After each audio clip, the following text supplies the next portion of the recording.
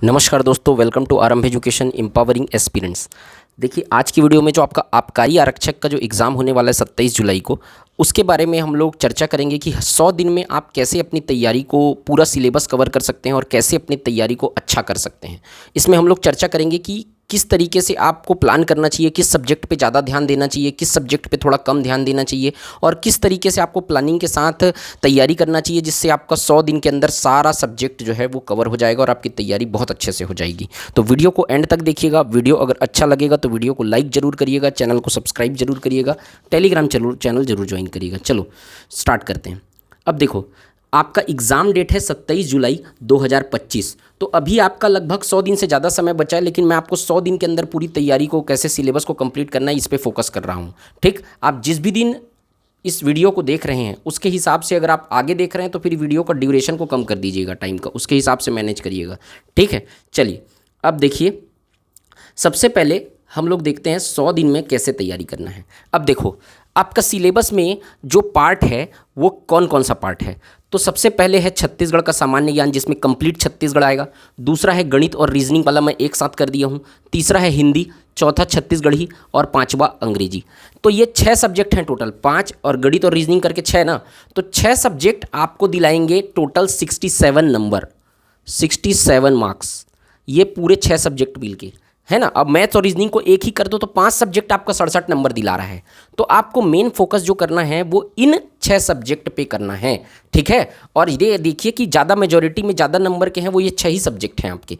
सबसे ज़्यादा नंबर का जो है एक सब्जेक्ट मिला के 33 नंबर का है।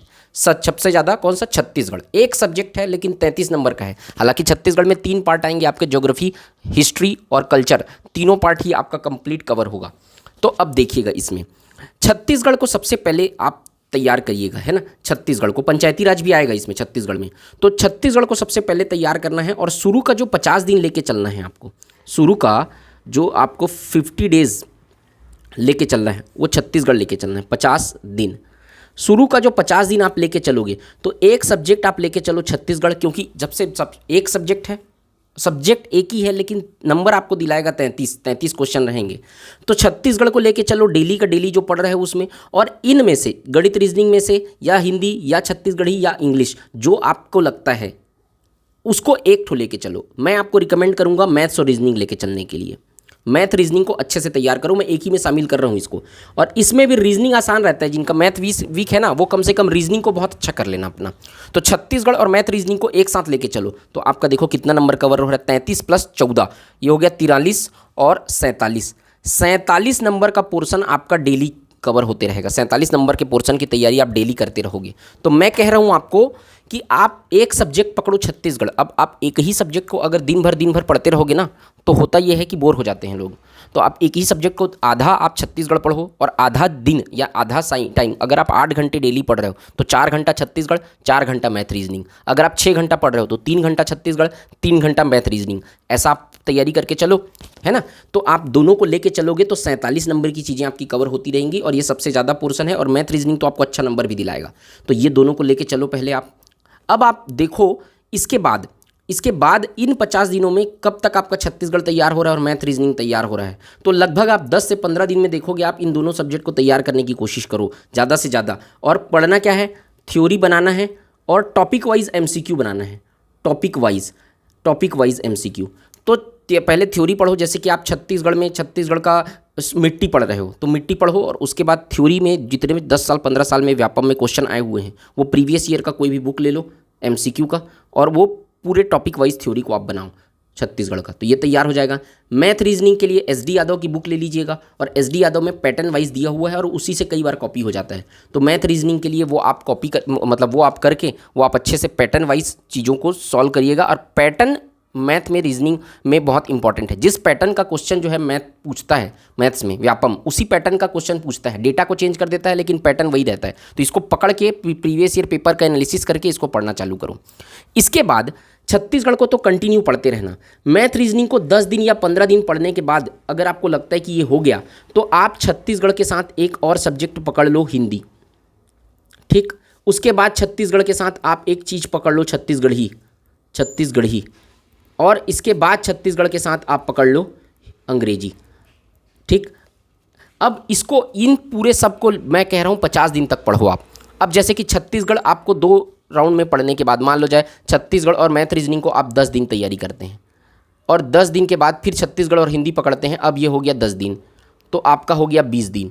अब आपको लग रहा है कि छत्तीसगढ़ आपका 20 दिन में लगभग तैयार हो गया है, तो आप छत्तीसगढ़ी और अंग्रेजी दोनों को बाकी चीज़ को पढ़ो। ये आपके ऊपर है कि आपको कितना समय लग रहा है। मैं पूरा एकदम टाइम टू टाइम दिन टू दिन नहीं बता सकता, क्योंकि होगा कई लोग का जिनका छत्तीसगढ़ थोड़ा स्ट्रांग होगा, छत्तीसगढ़ का सामान्य ज्ञान, उनको कम समय लगेगा, जिनका वीक रहेगा उनको ज़्यादा समय लगेगा। तो जिनका वीक है वो पूरे 50 दिन छत्तीसगढ़ को पढ़ते रहना, जिनका थोड़ा स्ट्रांग है वो 30 दिन छत्तीसगढ़ को पढ़ो और बाकी फिर दूसरा सब्जेक्ट उठाना, तो आपके ऊपर है। लेकिन मैं कह रहा हूँ कि इस 47 नंबर को लेके 50 दिन चलो आप। अनुपात आप डिसाइड करो कि आपका कौन सा वीक है और आपका कौन सा स्ट्रांग है, ठीक। तो आपका 50 दिन में आप देखोगे लगभग, और मैं आपको कह रहा हूँ कि ये हिंदी जो है ना, हिंदी, छत्तीसगढ़ी और अंग्रेजी, ये लग आपको रहा है कम 7 7 14 और 6 20 नंबर का है, ये 20 अंक का ये आपका स्कोरिंग सब्जेक्ट है। इसको आपको अच्छे से तैयारी करना है। 7 नंबर का है, लेकिन आप इंडियन जीएस में ज़्यादा स्कोर नहीं कर पाओगे, बहुत ज़्यादा सिलेबस बहुत ज़्यादा है और नंबर बहुत कम है उसका। तो मैं आपको इसी 6 सब्जेक्ट में ज़्यादा फोकस करने के लिए कह रहा हूँ। मैथ रीजनिंग जिसका थोड़ा वीक है वो इन तीनों सब्जेक्ट पे विशेष रूप से ध्यान दें, और छत्तीसगढ़ पे तो देना ही है। जिसका स्ट्रांग है वो भी करो, नहीं तो छत्तीसगढ़ स्ट्रांग वीक है तो निकलेगा ही नहीं पेपर साफ, तो वो तो करना ही है आपको। जिनका मैथ रीजनिंग अच्छा है वो लोग को भी ये अच्छे से पढ़ना है, और जितना मैथ रीजनिंग कमज़ोर है ये 3 सब्जेक्ट को अच्छे से पढ़ो। ये आपका जो 6 सब्जेक्ट मैं बताया हूँ ना, इसी में आपको स्कोर करना है, बाकी जो मिल जाए बोनस है। फिर समझ में आ रहा है? तो इसको आप 50 दिन अच्छे से पढ़ो, और ये अगर तैयारी अच्छे से हो जाता है, हिंदी, छत्तीसगढ़ी, अंग्रेजी, लैंग्वेज का तैयारी 20 नंबर का है, अच्छे से पढ़ना है पूरा। इसके बाद आप बाकी का जो 50 दिन है उसमें आपको भारत का सामान्य ज्ञान पढ़ना है। इसको मैं ज़्यादा ध्यान दीजिए इसको, इसमें नंबर है 33, मतलब जैसे आपका छत्तीसगढ़ का सामान्य ज्ञान एक सब्जेक्ट मिला के, एक सब्जेक्ट आपको जितना नंबर देगा उतना नंबर के लिए आपको 7 सब्जेक्ट पढ़ना पड़ेगा, टोटल 7 सब्जेक्ट पढ़ना पड़ेगा। आप सोचो, आप एक सब्जेक्ट आपको जितना नंबर दे रहा है उतने के लिए 7 बड़े बड़े सब्जेक्ट पढ़ रहे हैं, और एक एक सब्जेक्ट आपका छत्तीसगढ़ से बड़ा बड़ा है सिलेबस की अगर बात करो तो। इसलिए इसको मैं आपको सेकेंड राउंड में रखा हूँ, मैं आपको कारण बता रहा हूँ। अब उसके बाद का जो 50 दिन आपका बच जाएगा उसमें इसको कैसे पढ़ना है तो आप देखिएगा, जो समय है आपके हिसाब से उसके हिसाब से आप पूरा सिलेबस को कवर करना बड़ा मुश्किल होता है। अब इसमें भारत का इतिहास मेन जो फोकस करना है इंडियन जीएस में, ये 3 सब्जेक्ट पे, ये ट्राइपॉड पे करना है। ये 3 सब्जेक्ट, भारत का इतिहास, भारत का भूगोल, भारत का संविधान। अगर ये 7 पार्ट है ना और 33 नंबर में विभाजित है तो ज़्यादातर हिस्सा इन्हीं 3 सब्जेक्ट से आएगा। ये पूरा व्यापम का रिकॉर्ड देख लो आप। तो ये 3 से जब ज़्यादा क्वेश्चन आएंगे तो ये 3 सब्जेक्ट को पहले लेके चलना है। अब इसमें भी सबसे ज़्यादा इंपॉर्टेंट, तो सबसे पहले आप ज्योग्राफी कवर करो, क्योंकि भारत का भूगोल बेस है। भूगोल आपका अच्छा रहेगा तो इतिहास और संविधान दोनों पढ़ने में आपको आसानी होगा। इसलिए भारत का भूगोल अच्छे से पढ़ो। भारत का भूगोल में आप देखना, भारत का जो हिमालय वाला पर्वत है, हिमालय पर्वत वाला ही स्थिति है, और आपका जो मिट्टी वाला पोर्शन है, जो जलवायु वाला पोर्शन है, वहाँ से ज़्यादा पेपर में सवाल आ रहे हैं तो वो वाला पढ़ो। उद्योग भारत का, ये यहाँ से व्यापम बहुत क्वेश्चन पूछ रहा है, तो उस तरीके की चीज़ों को पढ़ना चालू करो भारत का, ठीक। इसके बाद तो मेन पोर्शन को पढ़ लिए आप। उसके बाद आप देखो, अब जैसे जनगणना है, जनगणना से क्वेश्चन नहीं आता ज़्यादा, तो इस तरीके की चीज़ों से बचो। ये रटने वाला पोर्शन है पूरा। आपको क्या पढ़ना है? मृदा। आपको क्या पढ़ना है? हिमालय पर्वत। आपको क्या पढ़ना है अच्छे से? जलवायु, है ना। आपको क्या पढ़ना है? उद्योग अच्छे से। तो उन चीज़ों को तैयार करो जहाँ से ज़्यादा क्वेश्चन आते हैं।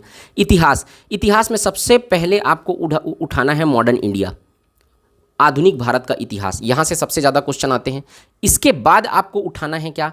एंशिएंट इंडिया, मतलब जो एंशिएंट इंडिया का पार्ट है, ठीक है, प्राचीन भारत, एंशिएंट इंडिया का जो पार्ट है वो। उसके बाद आप मिडाइवल इंडिया में केवल क्या करना, 3 चीज़ पढ़ लेना बस। मिडाइवल इंडिया पूरा पढ़ने का जरूरत नहीं है, समय ही नहीं है आपके पास इतना कि पूरा मध्यकालीन इतिहास पढ़ते रहो। मध्यकालीन इतिहास जितना बड़ा है उतना दोनों आर्थिक, मतलब प्राचीन इतिहास और मॉडर्न इंडिया दोनों को मिला दोगे तो उतना अकेला जो है मध्यकालीन भारत है, एक पूरा 1000 साल का।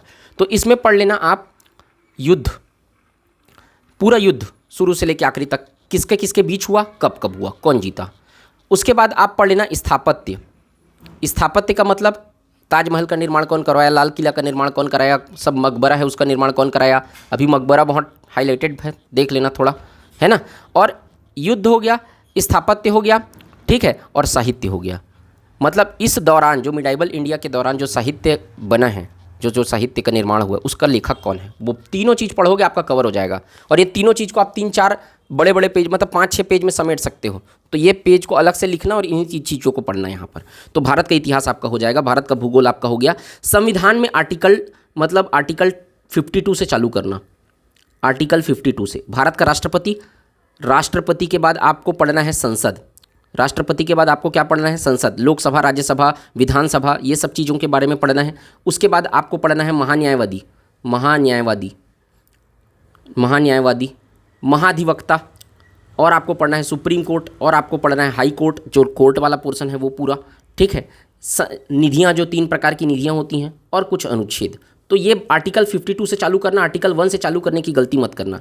तो ये सब पोर्शन जो है ना संसदीय व्यवस्था वाला, वो ज़्यादा इंपॉर्टेंट है, वहाँ से ज़्यादा क्वेश्चन बनते हैं। तो इस तरीके से इन तीनों को, ये तीनों सब्जेक्ट जब आपका तैयार हो गया, अब आप देख लो कि 10-10 दिन में बांटना है कि 12-12 दिन लगेगा। आप देख लो कि आपकी तैयारी कैसी है, ठीक। लेकिन अगले 50 दिनों में इसको तैयार करना है आपको।